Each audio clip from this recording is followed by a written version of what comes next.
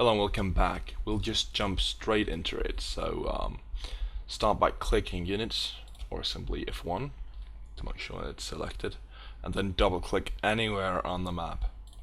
And this will bring up the insert unit dialog, which has a lot of different settings, which I'm all going to go through.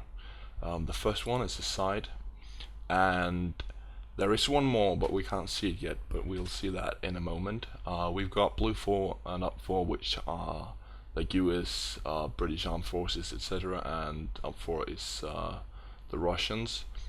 And then we've got the independent team and the civilians and the ambient life. Ambient life are just animals, but we'll just select blue 4. And then the faction, each side has several factions.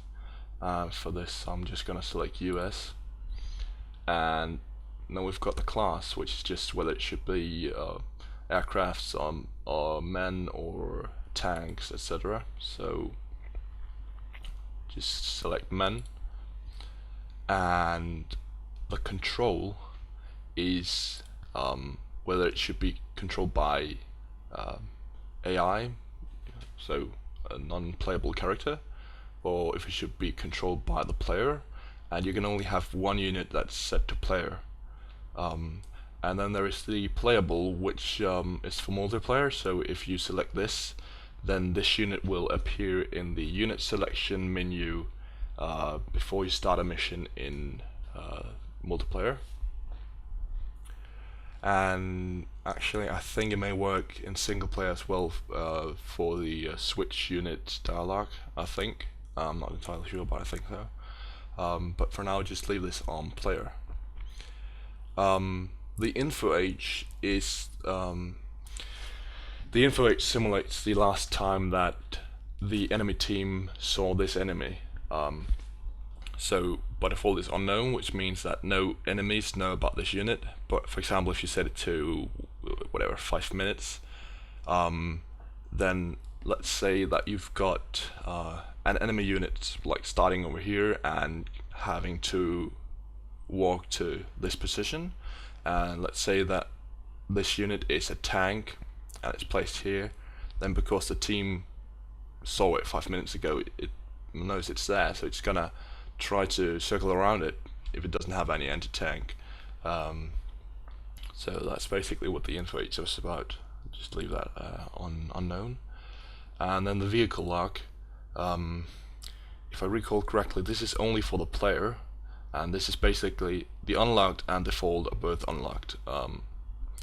And the locked one will prevent players from entering it. I think that AIs will still enter it, and even AI leaders will try to auto you into vehicles that are locked. I'm just going to leave this on default. And then we've got the rank, which is just the rank of the soldier. It has some minor impacts on the AI. For example, a colonel is less likely to flee than a private, etc. And a colonel may seem more intimidating to enemies. But this will also define who is the leader of the group.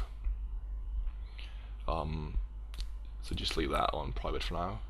And then we've got the unit, which is just the type of soldier we want. For example, an officer. And of course this list will change based on the selected class and the selected faction.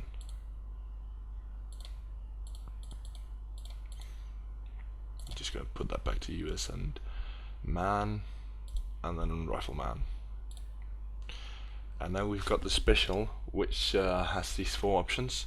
None means that the unit will be exactly where you placed him in the mission editor. Incargo means that if the unit is grouped to a vehicle, the unit will be placed inside that vehicle when the mission starts. And I think if you've got multiple vehicles grouped, the unit will be put into a random one of those.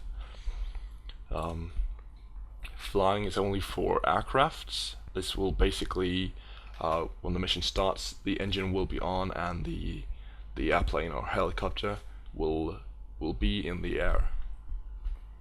And then we've got information, not information but information, which will place the unit in the default formation. So regardless of where you place the unit in the map, he'll be spawned in the actual formation. And then we've got the name, which is only for scripting. So if you need to reference this unit in a script, you need to give it a name. But I won't cover scripting in this tutorial, so I'm just gonna skip it. Then we've got skill, which basically, if you put this all the way to the left, the AR will become dumber and will shoot more inaccurately. And if you put it all the way to the right, he will be able to see longer and be more accurate. I'm just gonna leave it in the middle. And the initialization field is also for scripting. This is you can type something that you want to happen when the mission starts. Basically, all initialization fields in all units will be executed once the mission starts. So you could type anything like hello, and this was basically display a mission. A message when the mission starts. And the description box, this text box, this will put, if I recall correctly, a text, a description next to the unit in the unit selection dialog in multiplayer. So you could type infiltration leader or whatever, and it will show up in multiplayer. Then we've got the health/armor, which obviously sets the health for the unit, or the armor for vehicles. Just gonna leave that on full. And then we've got the fuel, which sets how much fuel the vehicle has left. This has no effect on people. Just gonna leave that on full. And then the amount of ammunition that we want to spawn with. So if this is a man, then the more we put this to the left, the less magazines that unit will spawn with. Or if it's like a vehicle, let's say a tank, then the more you put it to the left, the less rounds that tank will spawn with. Then we've got the azimuth, which is basically the direction. So if we put it right here, this will be southwest, but we'll just put it back to north for now.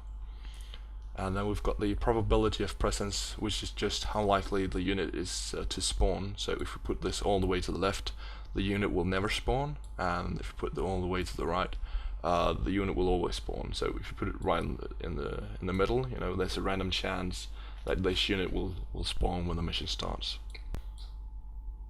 And condition of presence, this also needs to be true for the unit to spawn. So you could, like if you know some scripting, you'd say that you only want this unit to spawn if we are not in cadet mode. So basically if we are not on the easy difficulty. But we're just gonna leave this to true.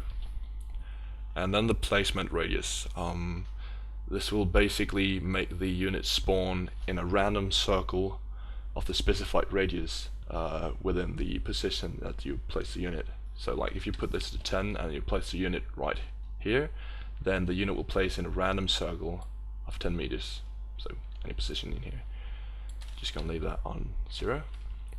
And that's basically the insert dialog, the insert unit dialog. So just hit OK to that. And then there is a little more, so just double click next to the other unit.